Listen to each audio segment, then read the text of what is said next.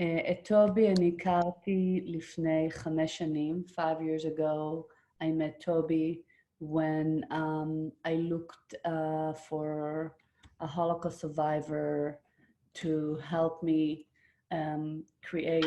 be part of this project, Zikaron, Basalon. The moment she answered the phone, I fell in love with her. And I told her all my deep personal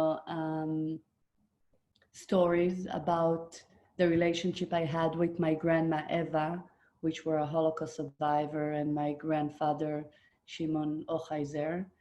And you know those moments that there is this connection that you cannot explain. That's what happened to me when I met her 5 years ago at my living room. Back then we were 20 of us, and I think most of the 20 that were back then are here tonight. And I feel so thankful for knowing Toby and for having her part of my life. She's a real inspiration for me. I love you. And I want to present 1 minute about Toby before she will share with us her story. Thank you. I am a Holocaust survivor. I've lived through the worst of times. Now I live to tell about it. These young people are about 15 years old. I was young once too, but my life was very different and I want them to know. My family and I hid in a barn for 2 years. A woman named Stephanie struck. Toby,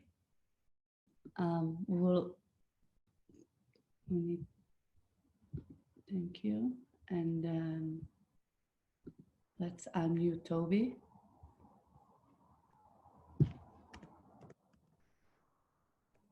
Yeah. Okay. Hi, Toby. Everybody see you? Yes, I'm here. Okay. Thank you. You can start. Okay. Thank you for having me.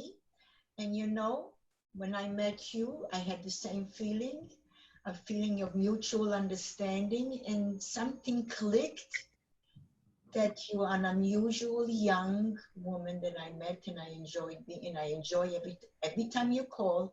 I never can say no to you. I'm delighted to be here.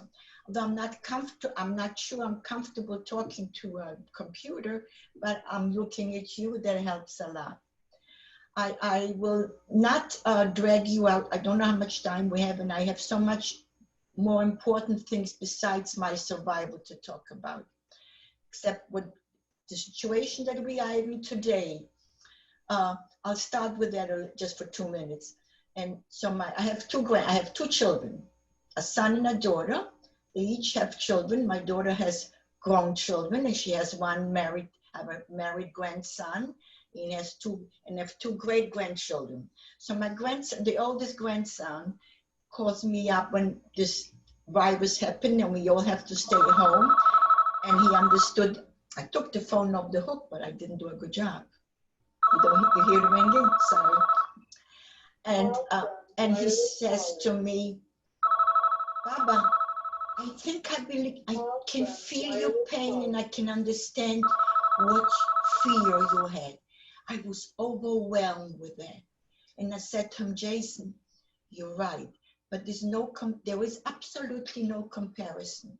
You then got in a home, you have your home, you have everything, you have a roof over your head, you have your food, no one is knocking on your door, and no one is banging on your ceiling, and you're safe even though you can't go outside. He says, you're right. But the fear, the unusual fear that I experienced, I connected with you. To me, that means I did teach him something during the years. Anyway, going back to me, I'll give you a little bit of example.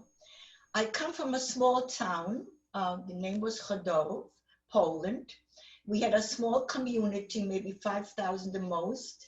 We lived in the center of Rinnik. The Rinnik is a center. We lived in the square.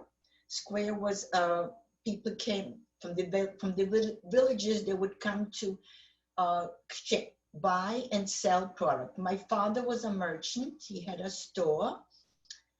We lived in the same building as my paternal grandparents. His sisters and brothers all in his father's building. We had his 2 rooms. That's all I remember. But my father had a store. My father was a soldier in the First World War for the Germans. He wore a German uniform. He was 18 when he was drafted. When he came back after the war in 18, he was telling us how bad it was and how bad it was, the recession. Money was worthless. You needed a sack full of money to buy a loaf of bread. But life was okay, evidently. When he started to make a living, he got married, had 2 children. My mom helped in the business. I had an older sister. Her name was Betty. She unfortunately died young of breast cancer here in the United States. She has 1 son, Nathan, my nephew. We were very close, so there was a loss. It was a close-knit family. All I remember, I was young. I was born the year Hitler came to power, 1933. So 1939, I was young. I didn't understand what fear is. But I think I understood the fear when the Germans walked into our place in 1941. In the same Rinnick that we used to associate with life, with business, with people had stores, and it was alive. That's the Rinnick when the Germans walked in 1941, excuse me. Russian walked into my place in 1939. Europe was divided. So from 39 to 41, we had the Russians. That was okay. Life was still okay. I will have to talk a lot about my father because he was the one who led the family. I was very proud of my father. He was an unusual, smart, good man. And the fact is that we made it thanks to him. Before the Germans came in, before the Russian even came in, he knew that he has to close his store, have less of a bourgeois look, of a rich way look. We didn't have a house. We lived in the same building as my grandparents, so we had only 2 rooms, but he had the store. So what did he do with the merchandise from the store? He hid it all. Huge big of sex material. Remember, he hid him. He put him away in the basement, so for a time that if we ever need him. 1941, when the Germans walked in, we were all the Germans asked us to walk into the center of town. All of us. My father takes my sister and myself by the hand. They will walk into the center of town. All the Jews are there. I want you to picture that like a Times Square, for instance, a square. All the most Jews lived together next to each other. It was like, I used to call it our own made ghetto. And as we walk in, all of us standing in the center,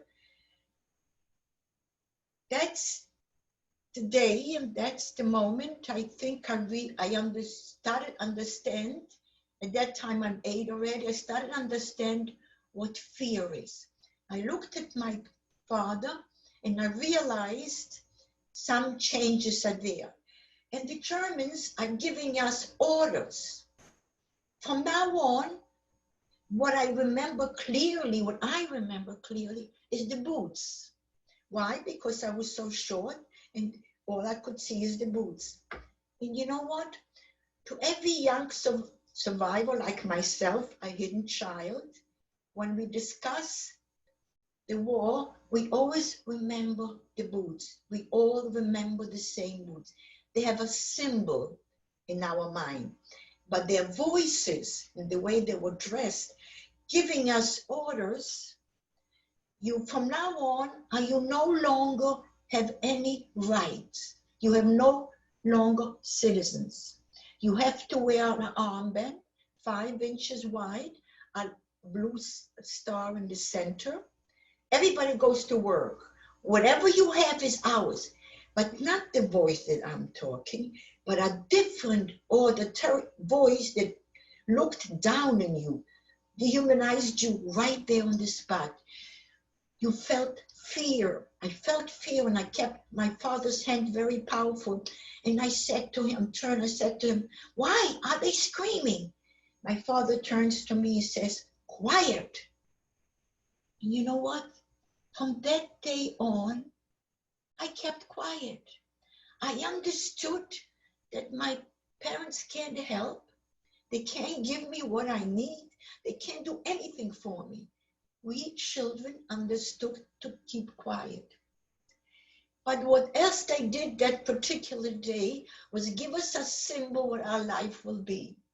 They took one man that had a small little beard, pushed him in the center, cut his beard, dehumanized him right there in front of everybody, then pushed him on his hand and feet.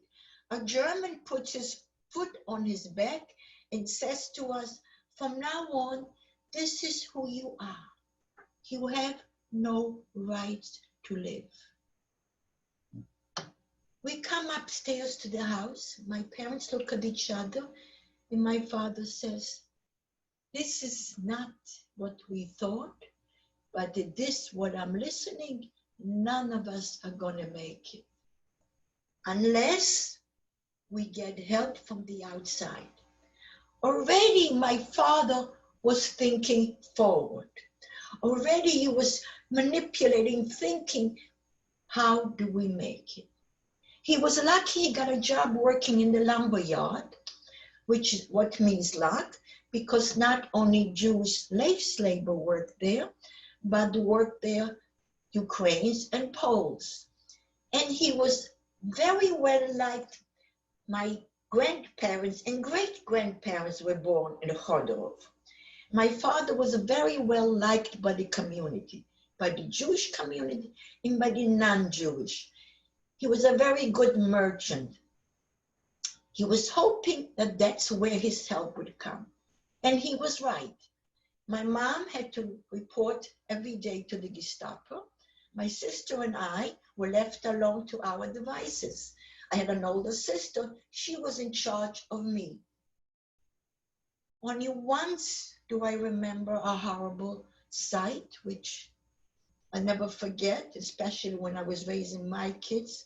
Whenever I looked at my kids, I remembered that sight. A little girl was sitting on the step and crying. Her parents must have left and she was able to get out of the house. And a German passes by, is annoyed with her crying, picks her up with one hand, takes the other one and shoots her, just like that. Holding her hand, she falls down.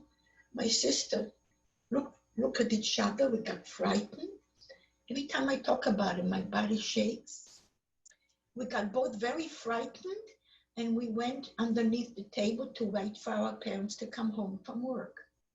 When they came home, we tell them the story. There was no reaction. All they said to us, from now on, don't sit by the window, sit underneath the table. Orders. That was the first year of the German occupation. They picked up Jews whenever they wanted a transport. There was a Jewish Gemeinde which had to report. They had to report and do what they wanted. My mom's family was, my grandfather went first. My father somehow managed that we always were safe. We always managed to be safe. Lucky that my father worked in the lumberyard, because towards the end of the year, as the Germans were there, the Germans were going to, so one of the Ukrainians comes to my father, that he knew more his life, and says to him, Moshe, his name was Moses, Moshe, listen, there's going to be a big aktia. Aktia means killing. You better find yourself a good hiding place, not just hiding, but a good one. My father comes home and tells it to my mom, and he's trying to find a hiding place. So he figures out this place. I'll make it short. To me, the reason I tell about it is the ingenuity of my father to create. So every house in Europe has a cellar, not a basement like here, a cellar, a full flight down the basement. But you don't go into the cellar from the inside, you go into the cellar from the outside. So he knew we can't go into the cellar from the outside. So he said, I'll make a new wall, and to get into the cellar, we'll come in from his sister's apartment, which was on top exactly. He figured out exactly where her apartment is. He built a wall, and to get in is underneath the stove. The European stove entirely different than here, which were like cast iron on the floor. He was able to cut out a hole so all of us would be able to roll into the cellar. Then he made a platform, put bedding on it, so when we roll into it, we should not fall and break our legs. To get into that cellar was like a round, you had to squeeze in to get into it. Sure enough, the same guy tells my father, I think it's going to be this weekend. So he comes home Friday night and we go into this hiding place. We go all four of us, and he takes in his sister and his 3 children, 2 boys and an infant baby girl. My aunt takes a pillow in case the baby cries, she should be able to put and quiet it. My paternal grandfather did not want to go into the hiding, so my father left him in his sister's apartment. Sure enough, Saturday early morning, we hear boots screaming. They're picking up the people, whoever was left in the other apartments. Late in the afternoon, they're coming into my aunt's apartment and tell my grandfather to get up. He says, no, it's not a problem. They shoot him right there. We heard it. Very, very late in the afternoon, we thought we might be finished with it. The big cellar door opens up. I was not the youngest, but I guess I was too far away from my mom. All I did is very, very quietly and say, just like that. And the Germans must have heard a noise. So my mom grabbed my hand and they started walking down the stairs with a flashlight. My aunt put the pillow on the infant, she shouldn't scream. None of us were breathing.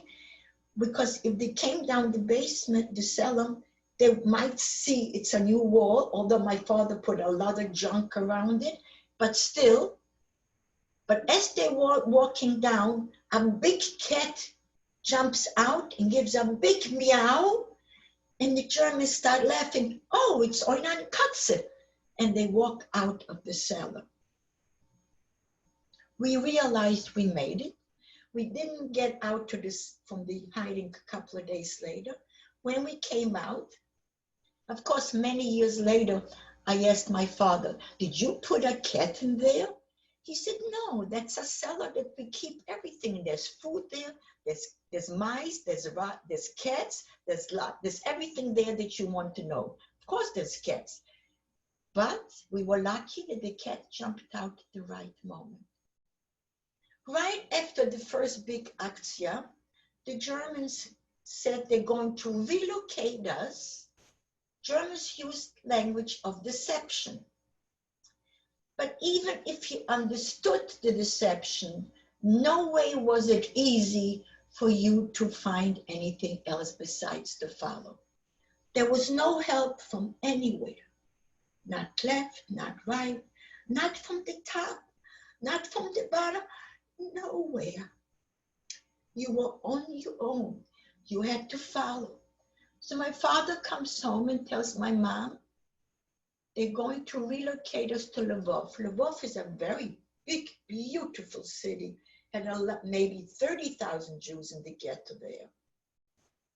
And he turns to my mom, he says, I don't believe them, and we're not going. She says, what do you mean you don't believe? Where are we going to go?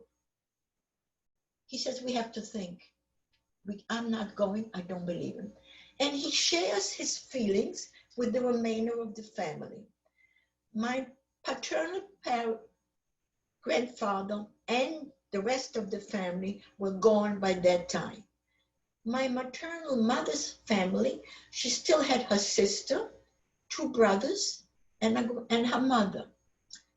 My father shares the feelings with them that he is not going to follow.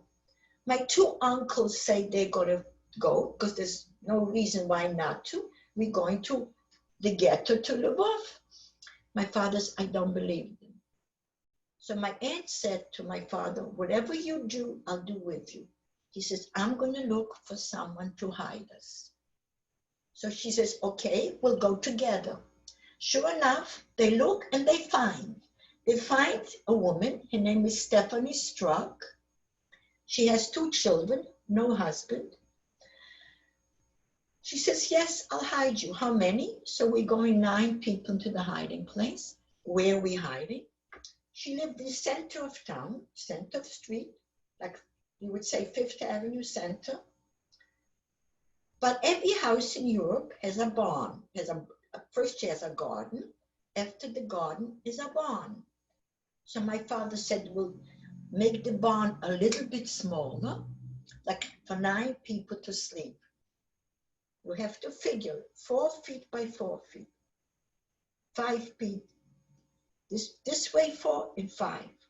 If one had to turn at night, all 9 of us would have to turn. That's the way it was. This wasn't big. And then he says to her, I'll give you money to buy livestock.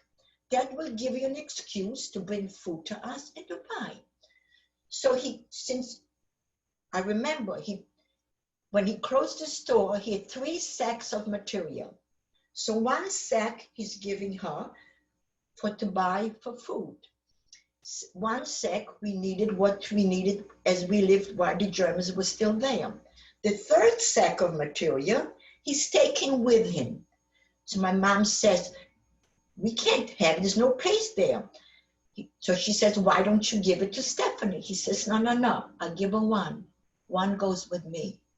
What went with him to the hiding was the tefillin, the talit, the tefillin, and the sack of material. That was his survival. My parents were always Orthodox, but somehow they haven't changed. So we all go into the hiding when it's ready. Again, he's building that wall. She does not tell her children what she's doing. He's again building that wall, and she buys the chicken, and she buys a pig and chickens. They're on one corner, we on the next corner. Since it was curfew, so she took the women and children in every night on this big barrel. I never forgot, and she covered us with hay, brought us into the hiding. The men still went to work till the very last minute. We were on hiding there.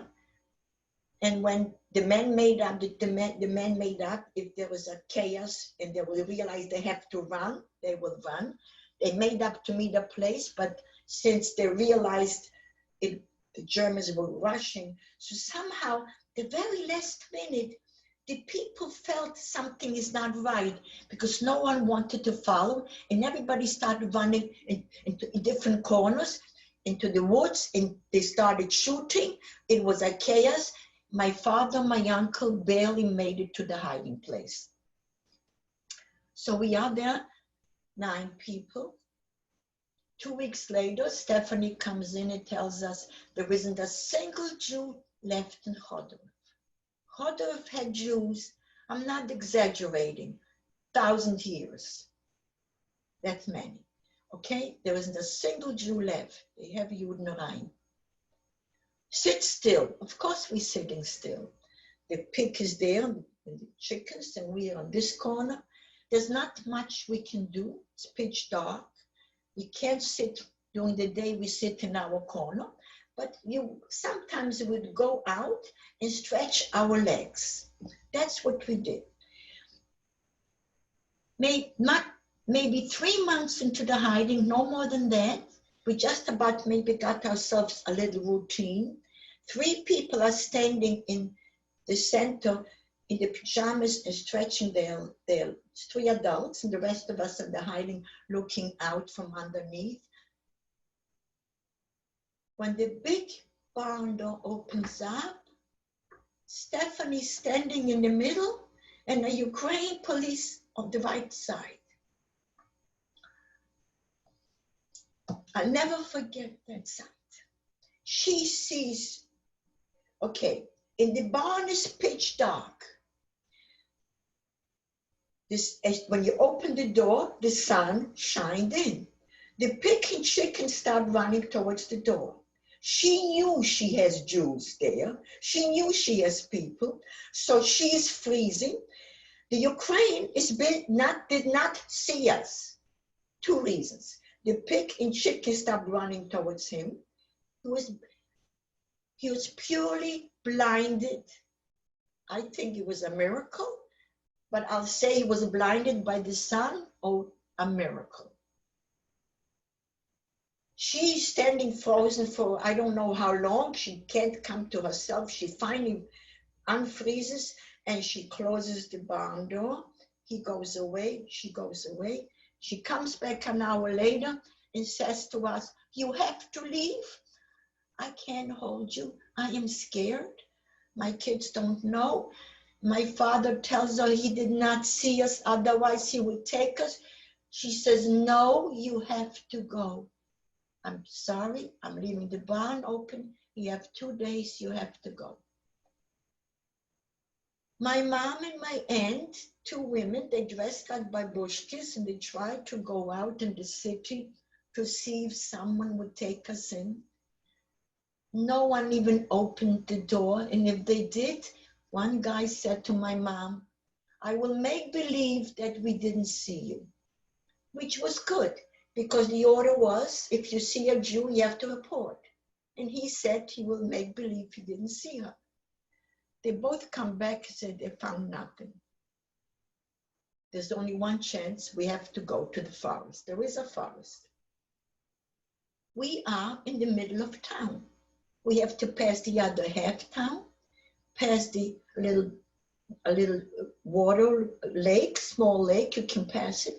Then is a forest. You could hide in the forest. In fact, some young people went to the forest and they made it. There are 2 bunkers there. So that's where we're planning to go. As we're getting dressed, I will never forget that. My mom and my dad, my aunt, my cousins, my 2 cousins were younger. One was 4, one was 6. I was at the time already more than 8. My sister was 10 and a half. And my grandmother, she was a feisty woman. My parents looked at each other and came to some kind of conclusion, because my father says to my mom, "I have other plans. Let's see. My sister's name was Betty. Betty is old enough to understand." So he takes out a piece of paper. He gives her addresses to go to people that he is sure will take us in. One of these will take you in and hide you. And then he says to her, "I know the war will end, but I don't know when. And I know there are going to be survivors. It has to be. And they're going to be looking for others. So if we don't come back, you are to go out from here, you look for the survivors." And then he gives her 2 addresses. I had an aunt, my mom's sister, in Palestine, and my father had a brother. How did I get them there? I go back 2 minutes. They were Zionists, they were single people. They belonged to the Zionist organization in Chodorov. They had a visa. They were both able to get out. 1937, they both got out to Palestine. I remember them leaving. So I had an aunt and uncle in Palestine, and my father had cousins in the United States. He gives my sister all the addresses. If we don't make it, you two go here or here. As we say, my aunt and uncle could not do that with their children. They were too young. As we are saying goodbye to each other, Stephanie I mean, to me, she was not a normal person. She was an unusual. To me, she was an angel. She was way above human. We never called Stephanie by her name. We used to call her the Prize. I hope you know what Prize means. Prize means princess, the savior. So Stephanie realized that we have a small chance making to go out. So she does go to the Ukraine police and says to him, you know who I am? I'm so-and-so, you know my family. Why did you come? What were you looking for? He says to her, you bought livestock. My job is to register it. That's what I came for. And she again questions him, and he gives her the same answers. She realized he did not see. So as she's walking home from him, she knows we're leaving tonight, and she can't chase us because she knows we're not going to make it. She comes home. She has 2 children. A girl's name, her name was Stephanie, like her mom. She was 19. And a boy's name, Tajik. He was 16 and 19. She tells the children who she has in the barn for the last 3 months and what happened the afternoon, and that we're leaving tonight. The 16-year-old boy, Tajik, turns to mom and says, you can't chase them. They're never going to make it. I will help you. Maybe together we can save them. You know, when I talk about the incident, I'm sad. But when I talk about Tajik, I sigh of relief and a sigh of pleasure and a sigh of comfort comes to me. A 16-year-old boy, I could say, saved my life. Sorry. Anyway, Tajik tells us, opens that door, and says, I'm here. We look at each other and there's nothing to say, but he says to us, this is not a good place. Can't stay here. We need a better place to hide. So he goes up to the like attic in the barn, 2 layers higher, makes it much bigger, picks much more hay in. So us children, we could stand, but we could sit comfortably, we can sleep comfortably. And what he did, barns are made out of wooden panels. So he takes 1 panel, cuts the inside out, so we 4 children should be able to see the world. That's where we sat for 2 years. We had mice, we had lice, we had rats. We were hungry to a point that I never forgot it. I still remember the hunger. But we made it. We had 2 years of every single day was a miracle. My father, he never wavered from his religion. He had a calendar. He knew what the holiday is. He knew when Friday is. He tried to teach us as much. That's where I learned to speak, because I never spoke Yiddish. That's where I learned. He taught me the alphabet. So I learned how to write Yiddish and speak Yiddish. And he made sure to teach me the multiplication table. In case we make it, what grade can I be fitting? Very important. But he also showed us values, who we are and what we are. When it came one time, food was scarce, but we didn't blame her. How could she feed 9 people? Where could she buy? Our only diet was bread and potatoes. That was easy for her to get. Her sister had a bakery. She had an excuse to buy bread because she had a pig and chickens and potatoes. But we were content with that.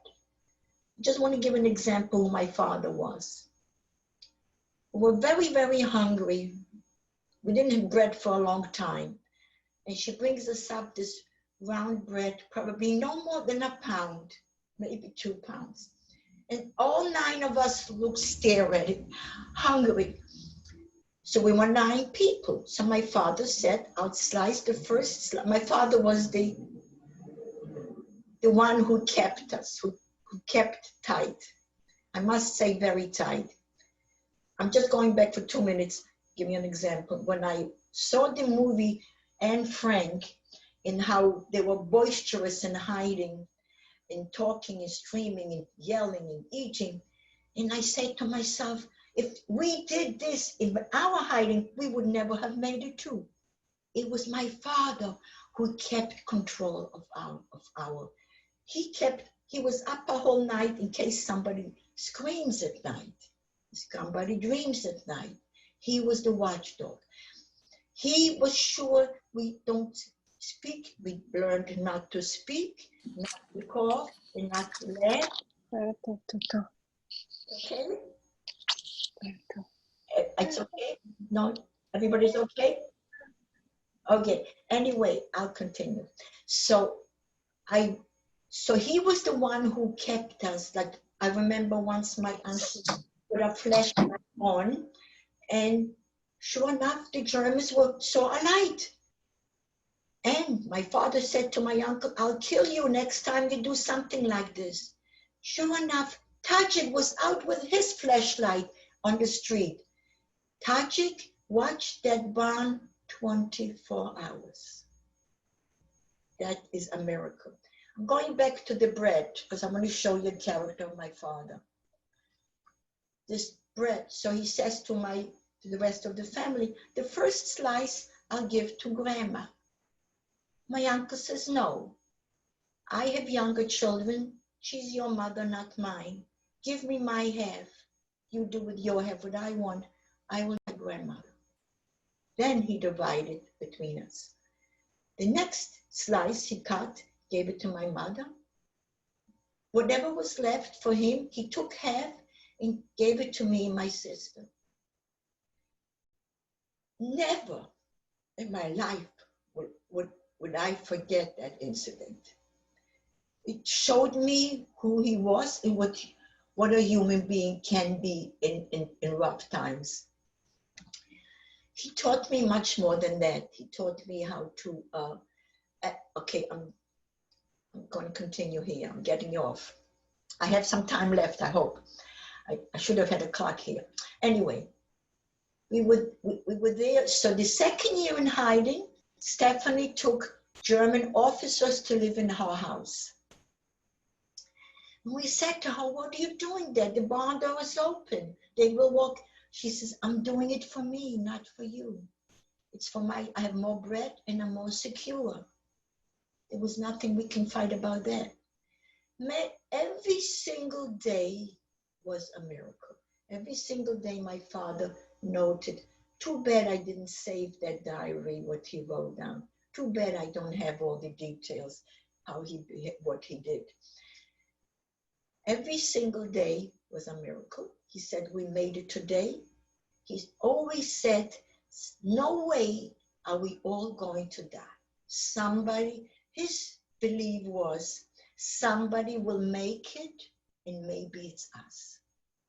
Every day he said, somebody has to tell the world, maybe it's us. I think I fulfilled his wishes and mine too. I'm doing it now. Anyway, I'm going back to the hiding. The second year in hiding, it was rougher, less food. She had no money. Then she comes one day and says to my father, I have no more money to buy bread. I don't have any money. We had no money, but my father had material.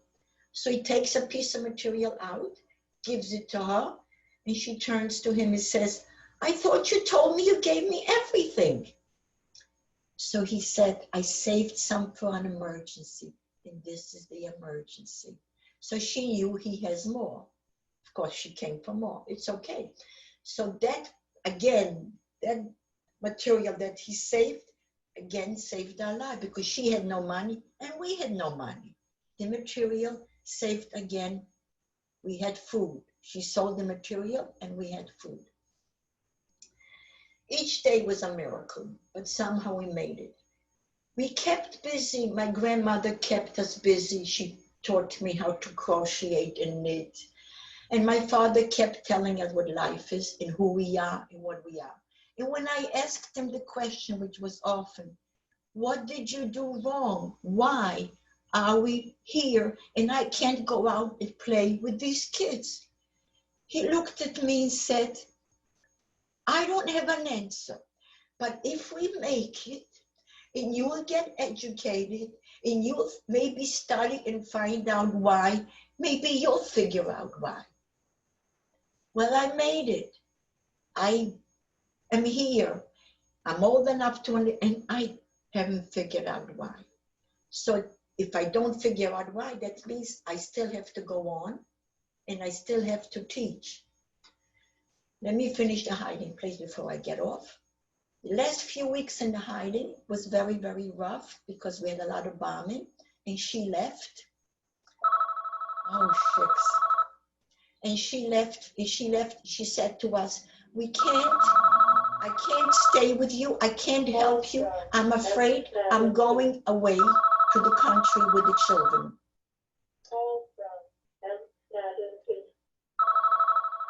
I'm waiting for the phone to stop. I'm sorry. Anyway, so but we are left alone in the Germans with us and we have no food. It's a few weeks. She says, I'm sorry, I can't help you. 1 minute.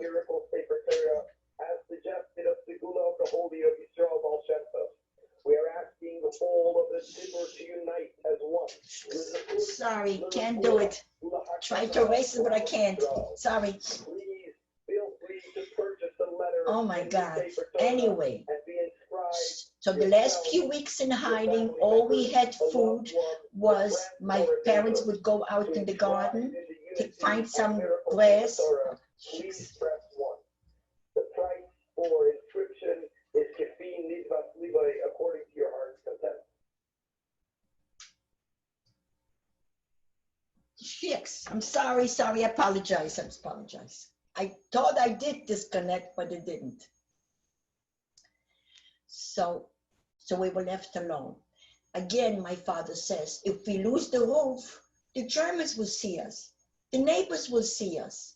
Every house was damaged except hers and our barn is standing. He says, we need another hiding place. Where do we find a hiding place? In the barn. Barn is earth. And we had two pails for waste. So we had the 2 pails for waste that we used to bring down when they were here, they would take it out.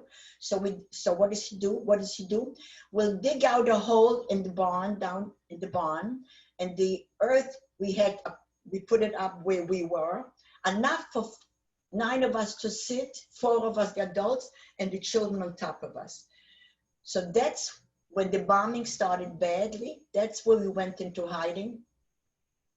That's where we were when the Russians walked in 1944. I think it was June, it was warm. And we heard voices, Ukrainian, Russian. We were sure it's Russian because we knew the war was almost ended. And again, but we were afraid to go out. So my father's the first one who goes out, calls out, and he looks around and it's the Russians. They'll help us out. None of us could walk.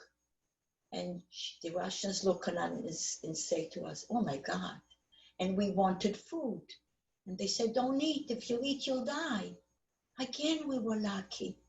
We were so hungry. And they said, you must go to someone's house to nourish you or else you're not going to make it. So we split. We went to one, my father, the Russians helped us, went to one that my father knew, and my aunt went to someplace else. And I'll never forget, the woman took us in and she looked at us bewildered. How did you make it? Moshe, how did you make it? He didn't want to tell her where we were. So she gave us a bath. I will never forget the bath. After 2 years, a bath. And then she gave us clean sheets and she nursed us to health. It didn't take long. We were very anxious to get out to find out who else made it. When we finally came out, 31 Jews made it in Choderev. All were in hiding by non-Jews, in a group of young people who were in the forest. They had 2 hiding places. They might have been maybe 15 or 20 at first, but only half made it because one half was found out and killed, but one half made it. With the guys from the forest and people in hiding, 31 with the children, 5 children and 31, and all total 31 people survived out of 5,000, all in hiding by non-Jews, not come back. So that's when we asked, what did the Germans do with the Jews when they put them on the train? My father was right not to believe them. What did they do? They took the Jews outside of the city and shot them all. They never brought them to Lvov. My father was right not to believe. We stayed in Khodrov till the war ended in 1945, just like my father predicted. The war ended, came looking for survivors. And that's by itself a story to tell, how we came over to Poland first. And from Poland, we crossed borders, we came over to the American zone. I wound up in the American zone in Austria, in the DP camps, first in Bad Gastein and then in Ebersberg. There we had people from all over Europe. It was a camp, an army camp. But let me tell you, from 45, we got there 45 to 49, these were my best years of my life. No one had anything, no one had any, but we had school right away. We had freedom. I learned to do the games that the kids that used to watch from the hiding. I learned to talk. I learned to laugh. I learned to listen. I even learned how to sneeze. We lived in one room in the bar. It was army barracks. The kitchen was in one corner, the bathroom in the other corner. But we had freedom. From there, when the war in 48, we was 48 when we were able to go to Israel, but we couldn't. Anyway, that's not getting it. In 49, when all the camps closed, all the doors opened up, we decided to go to the United States. There again, my father says, I'm not going to north, I'm going south where nobody wants to go. So we wind up going to New Orleans.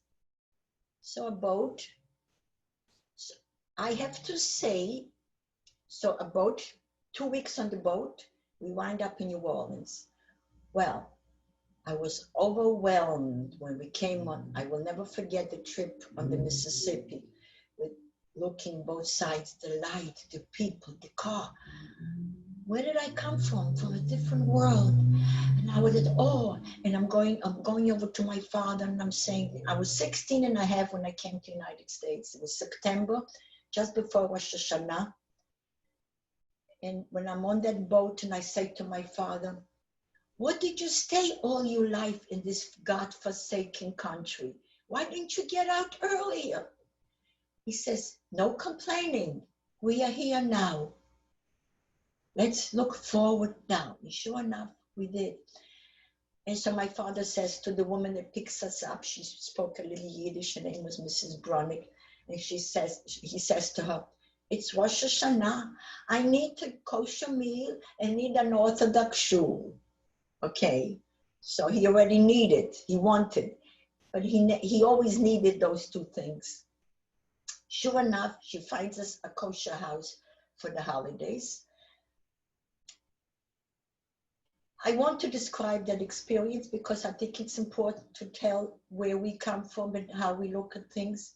And we come to this beautiful Jewish house, real Jewish, beautiful home, I'm at all and everything. Rosh Hashanah. And we look at, when we were in the camps, we all looked alike, so we thought we are normal. We looked normal, we act normal, we talk normal.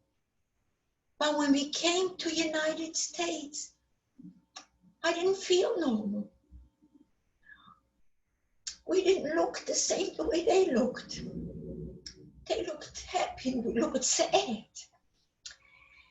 And we look at them, and we looked at them and looked at us, and we were very uncomfortable. The people didn't do anything wrong. It was us that felt so uncomfortable. Anyway, we made Kiddush, and the man said something, I don't know. And my father stands up, I don't know what he wanted to say, but the man didn't give him a chance. You know what he said?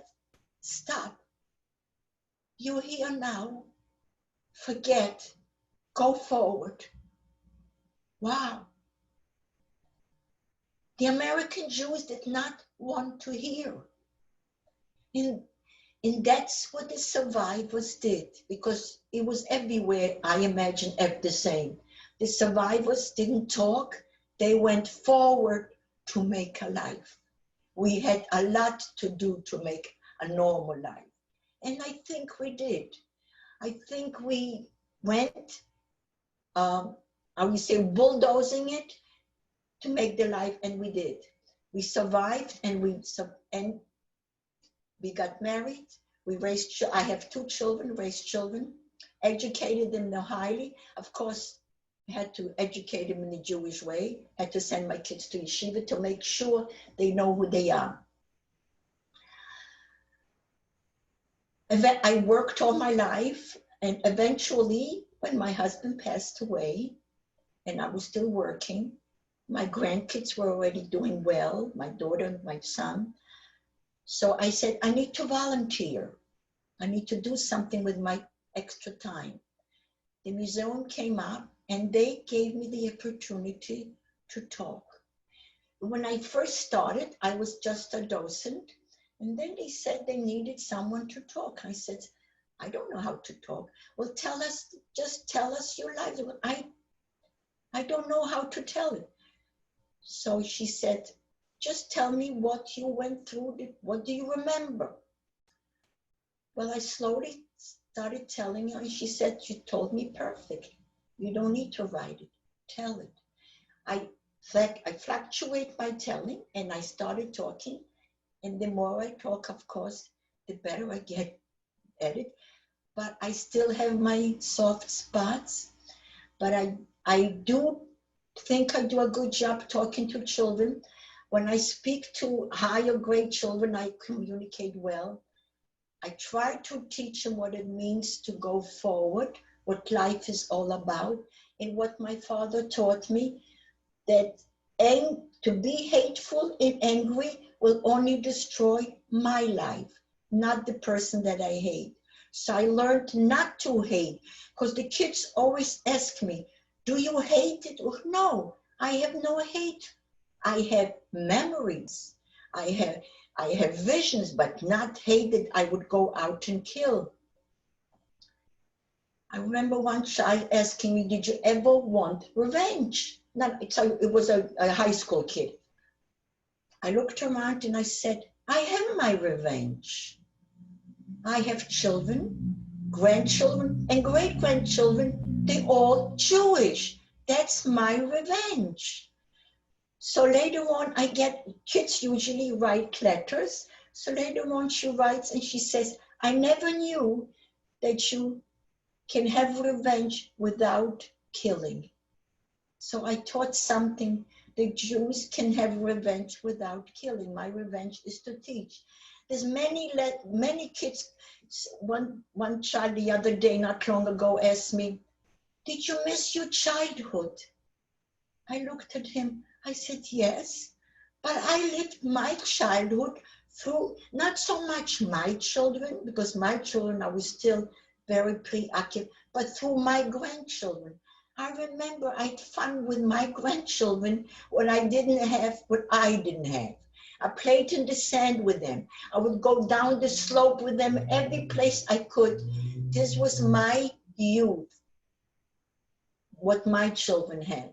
I tried to teach, tell. Not my children, I started very early telling. I remember when I had my children, when they were very young, I was okay, but when they got a little older, like my age, like 8, 9, I said to myself, oh my God, where was I at that age? What did I do at that age? And I tried to give more than I tried to give all I had. I felt I have to give because that's the only way we'll be able to communicate. I made my mistakes with the kids, of course. No doubt, the second generation has hung up from us, no doubt about it. Should I stop here, or you want some questions? I don't know how much time I took. Where do you want me to go from here, Ruth? Wow. Does anyone have a question that you want to ask? There is a guy here that want to ask a question. Hi, how are you? I'm okay. Happy to be. I am thrilled. Let me tell you, I love my life. You know what I do every morning? When I get up, I go to the window. I'm alive. Amazing. Did everybody hear me that? The coronavirus, you know what? To me, it's nothing.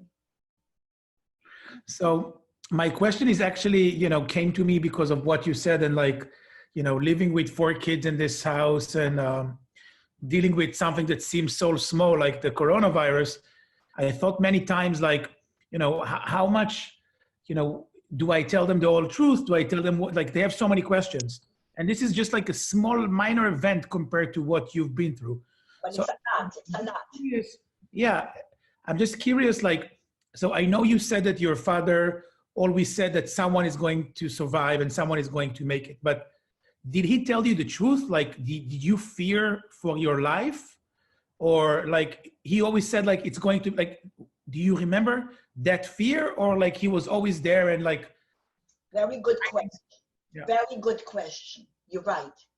I can't describe that fear. It's a peculiar, I did not understand what death means. I saw that child killed. I saw others, but now 8, 9 cannot understand what death means. But I did understand because I saw my grandfather. But I many times tried to figure out what my fear. Fear, first of all, when I looked at my parents, I knew it's fear. Fear of talking, fear. I can't answer very honestly to that question because fear was there. If I will die, somehow I always had confidence in my father. I can't explain that. Always felt my father, even here when we know in the United States, my father will pull us through. Somehow. So I had that fear, but something else with it. Hope, but he gave me, or he was so sure that someone has to make it and maybe it's us. I did not understand in case I don't make it. I was many times thinking about what did I understand. But I think what I understood is to trust my father. Did I give you a little bit? a lot. A lot. But you should tell the children the best way you know how. Because they will ask, you have to tell them. Depends the age. You have to tell according to the age. You should tell what it means to be isolated and why you can't go out. There is this, you should tell. Kids are very smart. You can see I'm not stupid. I grew up okay. Toby, there is a few questions. If you know what happened to Stephanie. Okay, yes. Oh, I want to tell you that. Oh, very important for me. This story. Yeah. We always we gave them when we left them our houses. We had a house, my aunt had a house, my grandma. Not give him. Went to court legally to sell him because she was afraid to take. My father, we had food right away because he had a piece of material, remember? So she would come, the year that we were there from 44 to 45, she would come meet my father behind our house and he would give her the food that she needed to eat. But when we left Europe, we had nothing else to give her. We had no money. We had nothing to give, but my parents always corresponded with her. I have pictures of her dying. Tajik died young, right after the Chernobyl explosion. We think it's because of that, but we're not sure. So my parents corresponded with Stephanie. When we came to Europe, we had nothing to give. When we came to the United States, when we finally came to New Orleans and we finally had money we could give her, we asked her, what can we give you? She said, send me material, because that's money in Europe. So we kept sending packages, whatever she needed. Once she wrote she needs money because the kids are sick, we sent money. She died. We have pictures of her buried. So my parents died. My sister took over to send. My sister died. I was left. I didn't correspond with them. I only speak Polish. I don't speak Ukrainian. I speak Polish a little bit. I lost contact. So I took my two cousins from Israel, my other two cousins, the 4-year-old and the 4-year-old and the 6-year-old, the 4-year-old that never spoke for 4 years and for 2 years in hiding, came to Israel and became an Israeli pilot. Okay? So they went to Israel, we went to the United States. So my two cousins, we went back to Chodorov, and I found the great-granddaughter from Stephanie, not great-granddaughter. She was married, she has 2 children, and when we met her with the guide that found her, she lived in Lvov, we went Chodorov, we went to meet her in Lvov, when he said to her, there was 3 women from the United States that want to meet you, she says to him, what took them so long? That means she knew. I was very happy about it. So we met, and I promised to send her as much as I can on one condition: if she tells her children what her great-grandmother did during Second World War. She promised. I am still sending money till now. I can send cash, money. I go to the bank. It's easy to send money, whatever it costs, every 3 months or whatever I have. She's my biggest charity. I did not forget. I will never forget. I owe my life, my pleasure, my everything to Tajik and Stephanie. I answered that question. I'm glad I did. Okay, next one. Toby, the last question is from your son that is also with us on the call, Howard. What does he want? What did I forget? He reminds me. He's good. So he said, first of all, that you taught him the same values as Zadi Moshe taught you. Yes, And yes, he does. what is your final message to everyone? Life is worth it, but you have to be a human being, even in a hiding place, close quarters, like you, for instance, close with the children, close for, you have to behave human. You can't carry on hatred. You have to carry on, remember, but not hate. You're not going to make it if you hate. You can't carry anything, even with children. You have to say, whatever you did, you did.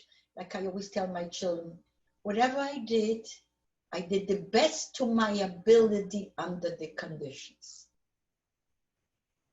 That's a good lesson. I try, my kids both have value.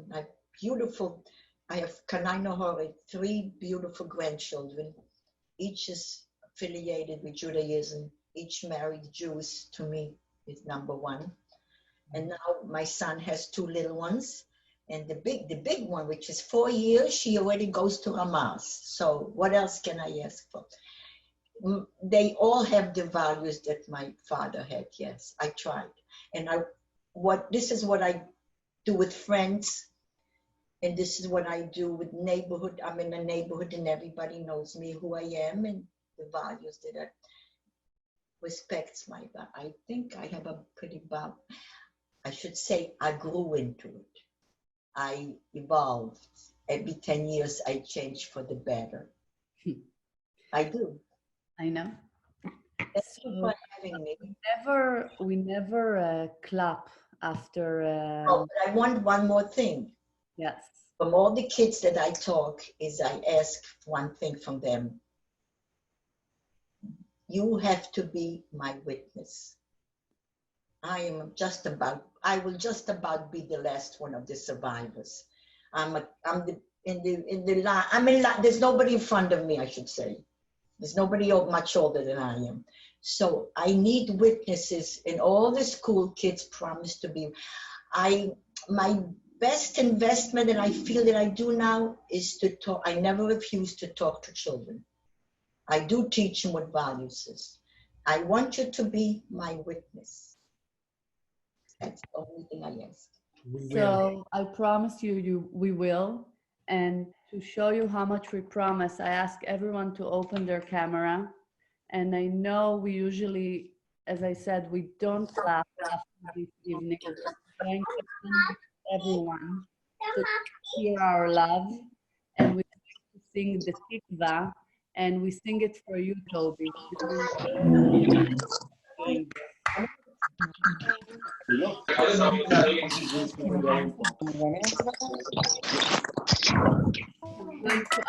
יש פעילות סוף. הם הולכים לשיר את התקווה.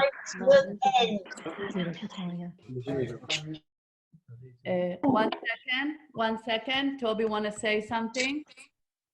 Yes, one second, Toby, 1 second.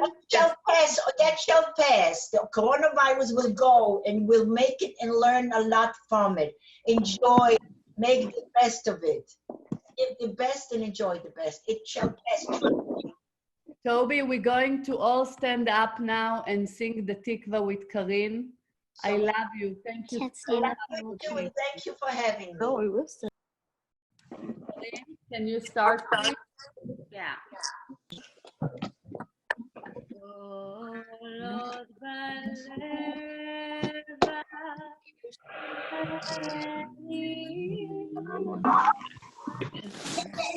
זה משהו שאתם צריכים להבין שאם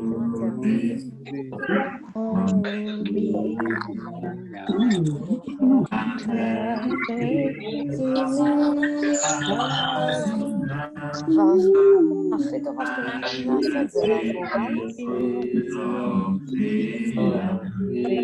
אתם תהיו במצב של שנאה ושל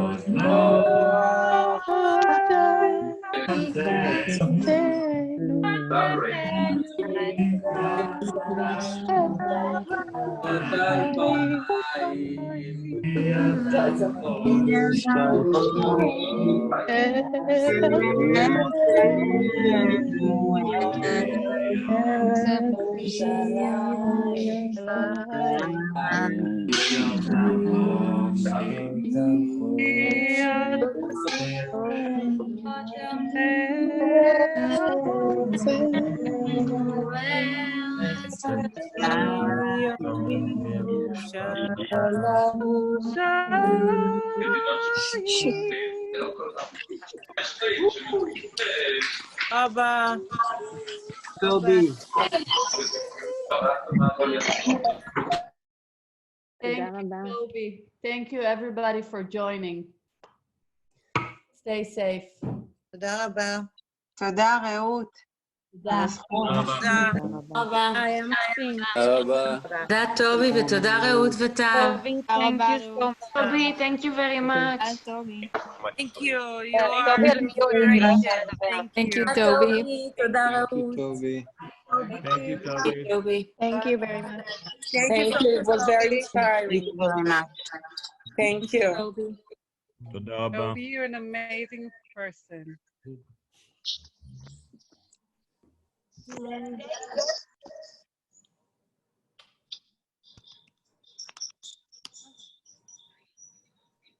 תודה רבה, Toby. We're waiting for the movie. Oh. Where's the movie now? Oh, we're waiting for your movie. My movie. Yes. You have a story that we have to make a movie out of your story. Then I can tell them, oh, hi, Yochi, how are you? Hi, Toby. It was amazing. I enjoyed every minute as usual. No, I was a little bit nervous. I'm not. I love you so much. Yes. You are amazing. I tried to. Nitrot. Okay. Thank you. Bye. Next year we'll meet in a big hotel. Yes, of course. Celebrate what we didn't this year. On a cruise. Sounds like a plan. Hey, that Hi, sounds Yochi. good. Hi, Howard. How are you? Okay. Okay. I'm glad to see you. Was Melissa there? You don't know? Hi, Melissa. Melissa there? She was. She left. She was, yeah. Looking at the camera, she's gonna mute She's here. She's here? Hi, Melissa. Say hi, Melissa. Hi, Baba. Hi. That's it. Wonderful. We love you. Tell her she did great. Hi, Jonah. Hi. Hi. Oh my God. Oh, they know how to do it. I don't know. Oh. Hi, Melissa. Hi. Jonah. Jonah, look at them. They're in Vermont. What do you think they are? They're having a good time in Vermont. Lucky you. We're lucky to see you tonight. Good, you look great. You gaining weight, guys? The two of you gaining weight? I hope not. John, you see John? No, me, I say what I want to say. I know. I haven't changed yet. I have. Hi, Ezra and Melanie. Hey, Hi, Jenna. thank you, Toby. That was amazing. Thank you for sharing. Hi, how are you? Night. Toby, I'll that's call my you in the morning. brother and sister-in-law. Oh, that's your sister-in-law? And brother. And brother. Oh, I should have looked closer if he looks a little bit like you. Or you called him. He's hiding behind the mustache. Yeah, we loved hearing your story. That's your brother? Wow. Can you tell? Hi. Yeah, the smiles. Toby, thank you so much. You're true inspiration. רעות, תודה. Good night. Good luck. Don't let it keep you down, the virus. You'll outlive it. It's one glitch in your life, but it's a tough one. It's a tough one. Not for me, thank God, but it's a tough one. You gave me motivation now for another month with my kids. You need to repeat. No, you're great. He's having a good time now. Yeah. I love you. Thank you so much for taking this challenge. You were amazing. Amazing. I tried to talk to a computer. Over, you're the first one I'm going to visit. I had to get used to it, not to people. Thank you for having me. And I admire who you are, what you are, where you're standing. That I can tell you. I always talk about you. Bye, guys. Amen. Amen. Bye. Good night, guys. Thank you. You should have told Slava to watch it. She's sleeping. Record. I have the video of that all evening. I will send it to you. Oh, so Yeah. Save it?